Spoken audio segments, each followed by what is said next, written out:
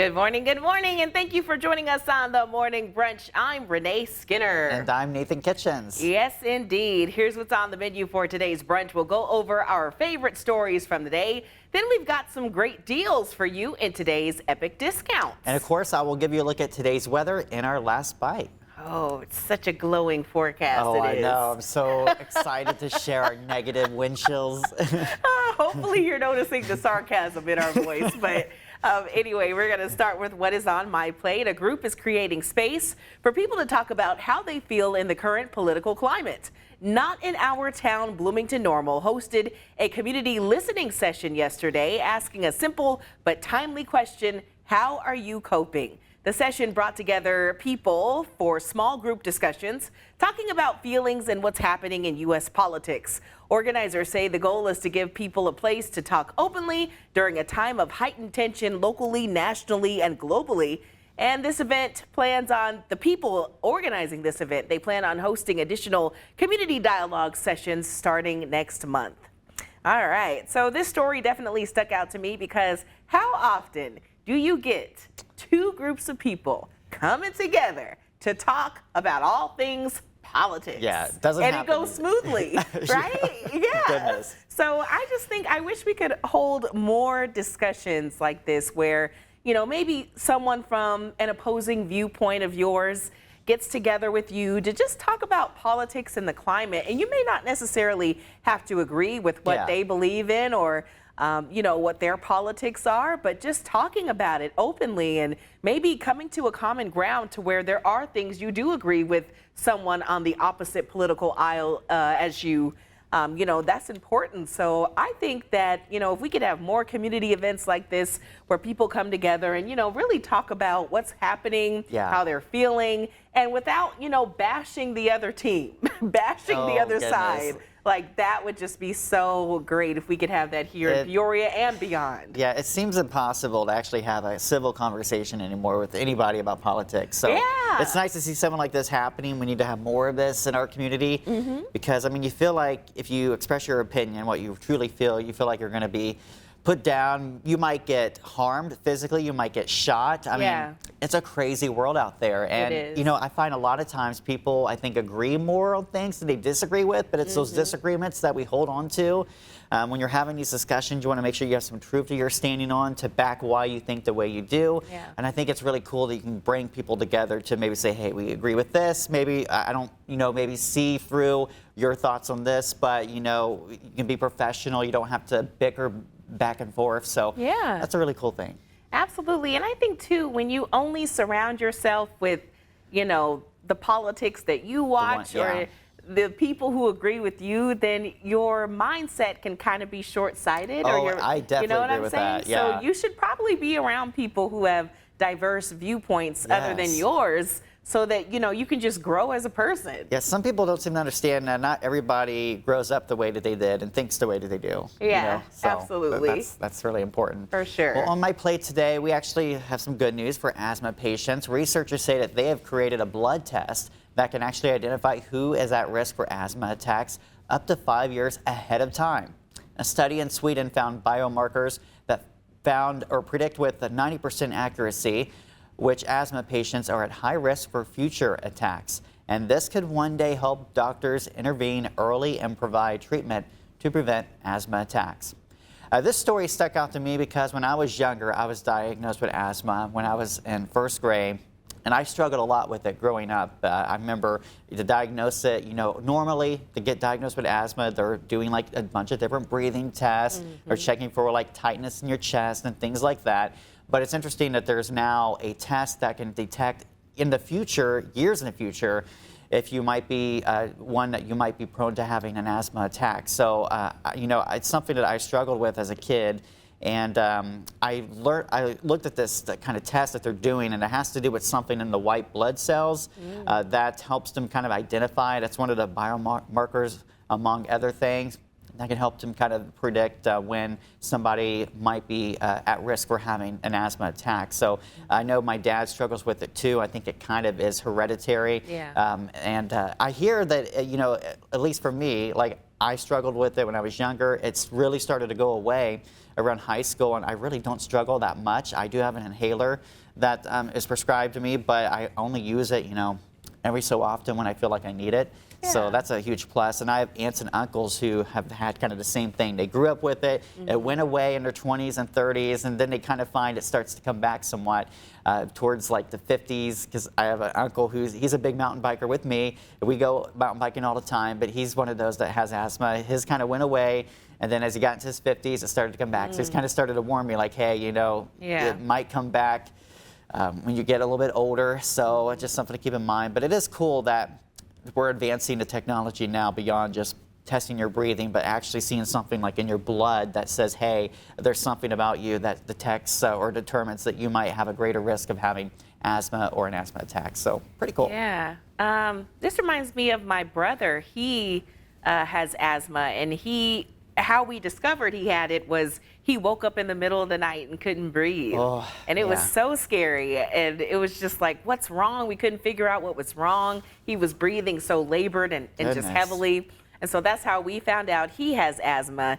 And then when I got to college, they were like, oh, by the way, you probably have adult asthma. So I'm with you with the inhaler thing. It's so annoying. I've lost about 3 of them, but I really don't need a lot of them unless I'm like exercising. That's when I pull out the inhaler. Exactly, when I start moving. For me, it was always like jumping on a trampoline or running and like basketball. Now, by the time I was in 6th grade, I got so well that I was able to actually play basketball, and I was on the team. Good. I didn't struggle too bad, but I had to keep it kind of handy just in case. But I even had like an EpiPen growing up too, because I mean, I had so many times, not so many times, but at least a few times I can recall where I just literally couldn't, I feel like I couldn't breathe at all. I thought I was going to die. I mean, it's really scary when you feel like you cannot catch your breath. Absolutely. So the more advancements we can have in detecting it, the better. So. Absolutely. I agree. Well, all right, we've got a question of the day, and we want to know, what is something you always keep inside your car? And this answer may vary, depending on if you're a guy or a gal. Sure. But what do you keep in your car? I was gonna say hot Cheetos, but of course, just in case Who I get would have thought stranded otherwise? on the side of the road. So I have like a bag in the back of my car, and it's got flashlights, it's got non-perishable foods that I try to keep stocked up. And it's got, let's see, I got a candle in there in case, and a lighter in case I get stuck in the cold and I need something to warm me up or give me some light. Okay. If my flashlight dies out or something, so that's a plus. I've got a first aid kit in there. So I'm all prepared for what life might throw at me, the unexpected things that can happen. Let's see what else I've got. I got the snow brush and the ice scraper. Yep, gotta have that. Let's see what else. I can't think of anything else I have, but yeah, hot Cheetos and the flashlights. Hot Cheetos was the number one thing you said. The essentials. Oh my gosh. For me, it's more like shoes. I have about 3 pairs of shoes in my car. I've got an outfit or 2 in there. Let's see. My spare tire is in the back seat right now, and I need to move that. Like, it probably should be in the compartment where you put the spare tire. Probably be a good idea. Yeah, but so that is in the back seat. I've got a suitcase in there. Okay. It's just bad. Like, oh, what's in my suitcase? I don't know. I haven't checked it in like 6 months. So there's that. Yeah, sometimes it's like you have a whole closet in your car. Yeah. I have jackets in there too, because I don't know what jacket I'll need. See, it's better to come prepared. You always need to be prepared. Yeah. And I always keep, ever since COVID, I started keeping hand sanitizer in my car. Yep. So like, because I travel a lot, I go get gas, and you never know who's been touching the gas pump, and I want to make sure I keep my hands sanitized, so I always keep that stocked up. Good deal, man. Good deal. Yeah, gotta be prepared for the worst in case, and maybe not have a suitcase and a spare tire in the back seat, But anyway, we're gonna take a commercial break. We've got your epic discounts coming up right after this.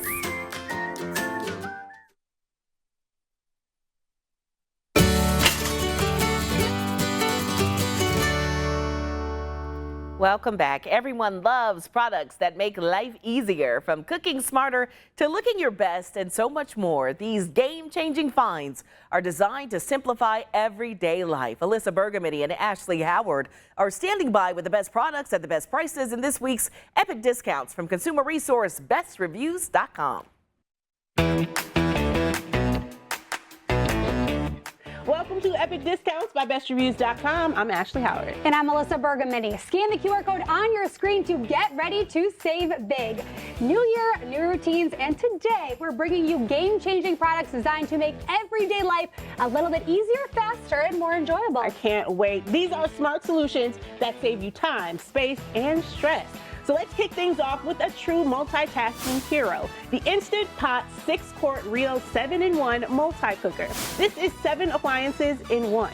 Pressure cook, slow cook, saute, steam, make rice, yogurt, even keep your meals warm, all in one sleek pot. A little bit of everything there. So whether it's a busy weeknight dinner or meal prep for the week ahead, this Instant Pot cuts cooking time dramatically while locking in all the flavor. One pot, less cleanup, and more time for you, and that is a win for the new year. The more flavor, the better. The better, of course. Now, speaking of me time, let's talk sound. The Soundcore Q30 Hybrid Active Noise Canceling Headphones by Anchor are a total game changer. With multiple noise canceling modes, rich high-res audio, and up to 50 hours of playtime, these are perfect for work, travel, or just zoning out at home. Yeah, I love doing that. I'm sure you do too. Yes. You can customize the sound right from the app. Connect to 2 devices at once and enjoy all-day comfort. And what about your mornings? Well, let's simplify them with the Keurig K-Mini Single Serve Coffee Maker. Now, this compact beauty brews a fresh cup in just minutes, from 6 to 12 ounces, and fits perfectly in small kitchens, dorms, or offices. Plus, core storage keeps your counter clutter-free. We all need coffee Yes. in the morning. Now, let's talk beauty on the go. The Ama Beauty Travel Hair Dryer Brush. It is a must-have. Dual voltage for international and domestic travel, which is key.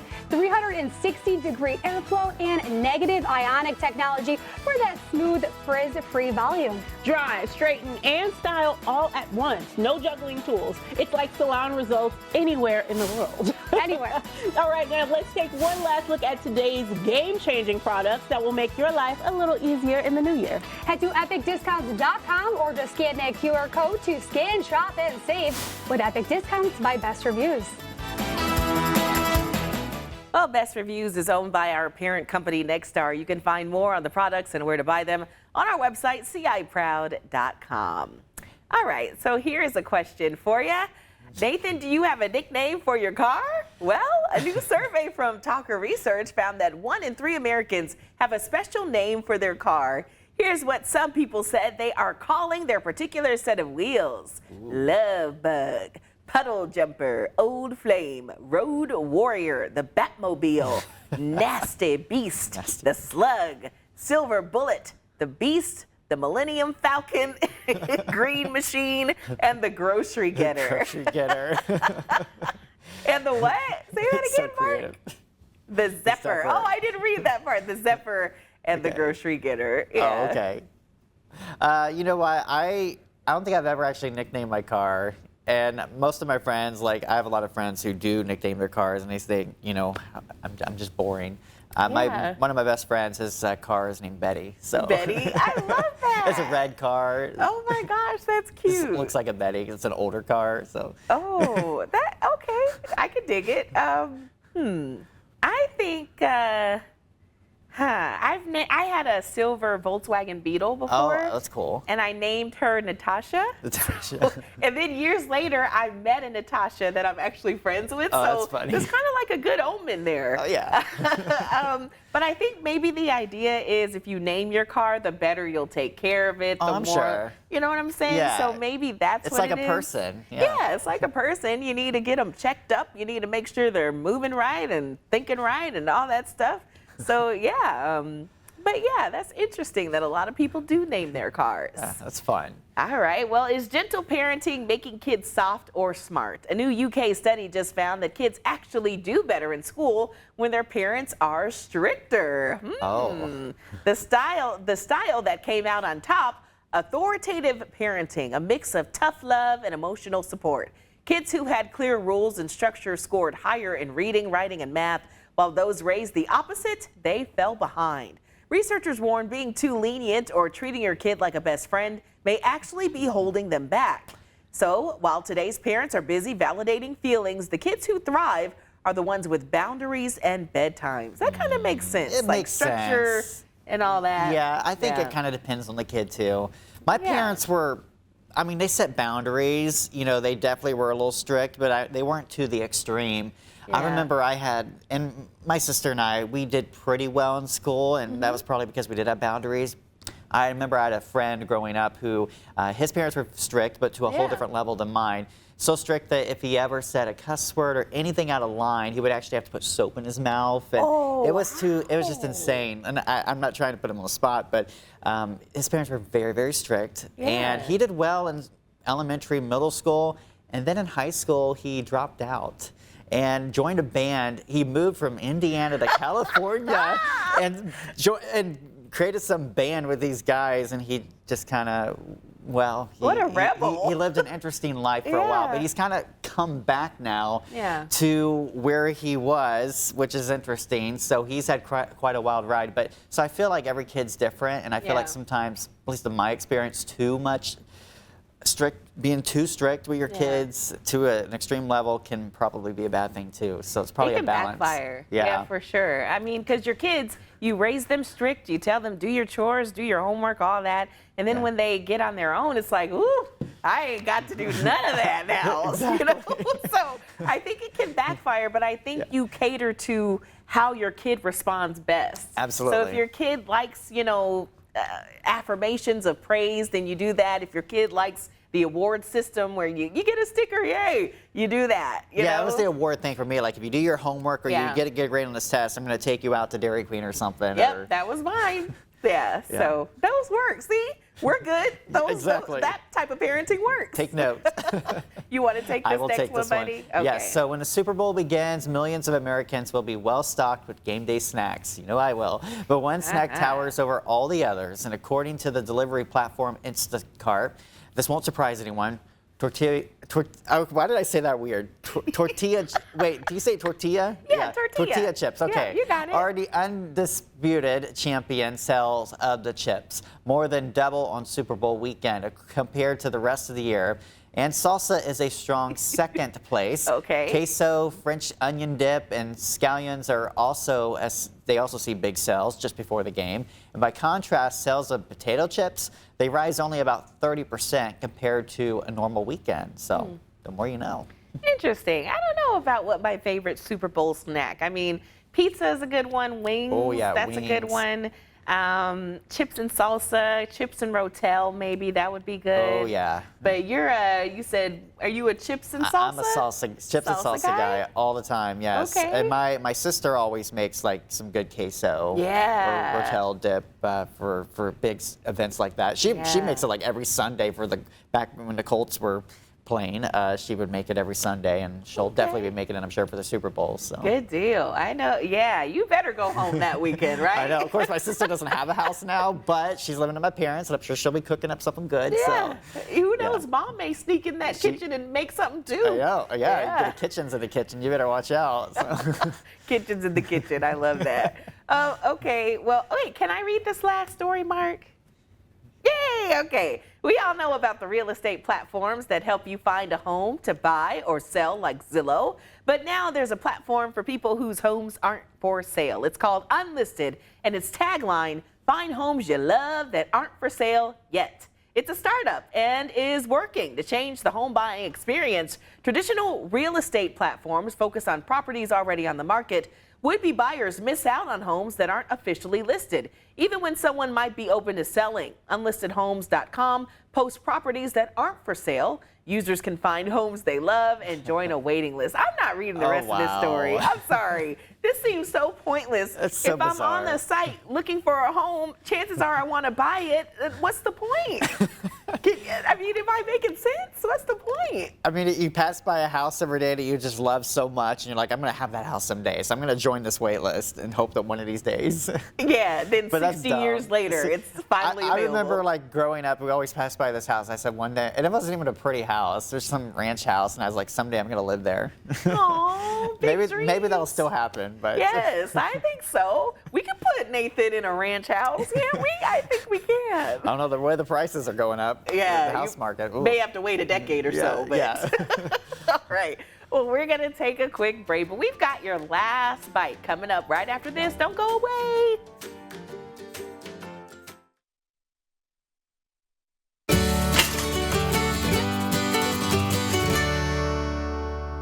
Welcome back. As we come to a close, here's your last bite, starting with the joke of the day. How do you find Will Smith in the snow? Why Will Smith know? This is an interesting one. I did not read this beforehand, so. How do you find Will Smith in the snow? The answer is you track the Fresh Prince. Oh, because he was in a Fresh show Prince called of Fresh Bel-Air. Prince. That is That's pretty not bad. good. Not bad. I was wondering, like, Will Smith, how in the world? I was wondering where this was going, but. I'm thinking the slap. I'm thinking something, but no, Fresh Prince. Oh yeah, I forgot about the slap. But Mother Nature will slap the mess out of you if you step outside right now. Yeah, she's gonna give you a whipping when you step outside. It is not pleasant today. We've got some sunshine, but it's 4 degrees right now. And the wind chill is still about minus 14 degrees. So if you're going to be outside today, make sure you are bundled up accordingly. We'll reach a high optimistically around 12 today, mostly sunny. We'll drop back to 6 degrees for tonight, and then it gets a little warmer. 29 tomorrow, 34 degrees on Wednesday, and then we'll start to fall back again after that. We'll see a high of 5 on Friday.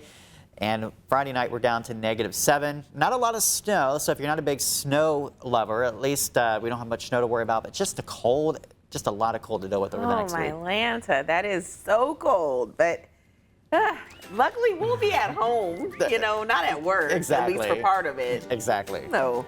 All right, well, thanks, Nathan. That's all the time we have this morning. Have a great day, and we'll see you tomorrow. For breaking news and weather updates 24/7, log on to CIProud.com and download the free CI Proud to Go mobile app.